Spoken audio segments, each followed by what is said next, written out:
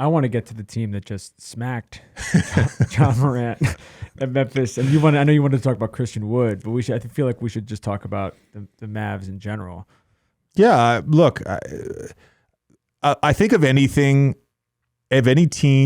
that we talked about last week on the show when we gave our playoff seeding predictions. And again, playoffs are all about matchups. We talk about that all the time.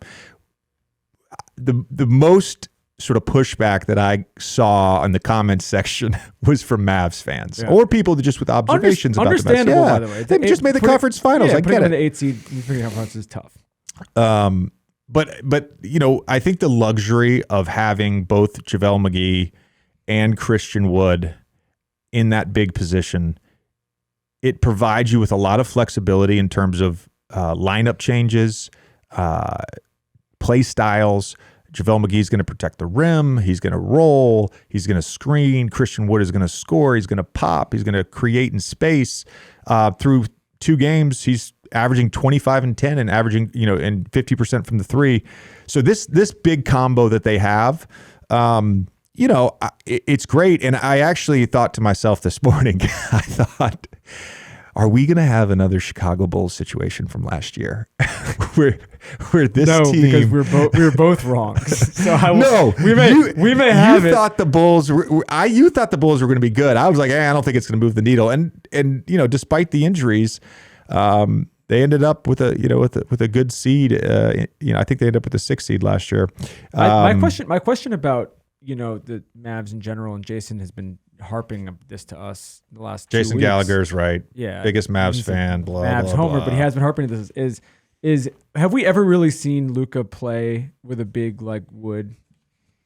You think about it, because KP was just a different player. They had a completely different skill set, and Dwight Powell looked great at points, but I don't necessarily think he's the same talent as somebody like Wood, and so when you look at like somebody like Luka and how Luka plays, what could this possibly unlock for him, for a guy who's already basically unguardable 95% of the time? Well, I'm not going to disparage KP's skill set because I think his skill set is great. I don't know that, the fit at times seemed a little off, from when I was there. And I think KP also, in terms of his reputation, got hurt a lot from that Clippers series when by design, Rick Carlisle said, go park yourself in the corner. You're not going to be involved in action.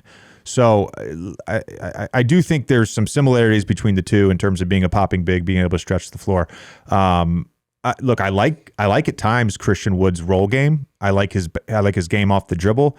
I mentioned earlier, potentially a little better just in terms of creating in space, whereas I feel like at times KP on that throwback was strictly a closeout guy. Like if you ran him off the line, then he could get somewhere. Christian Wood has a little more variability to his game off the bounce. And look, we'll see if this 3-point shooting holds up. He's certainly going to get a lot of open looks, as we noted last year in terms of open threes created by a player. Luka is at the top or near the top every year in terms of creating open threes for his teammates. As always, thank you for listening to the show. Please subscribe on YouTube, Spotify, Apple, Wondery, wherever you listen to your podcast. We appreciate you guys.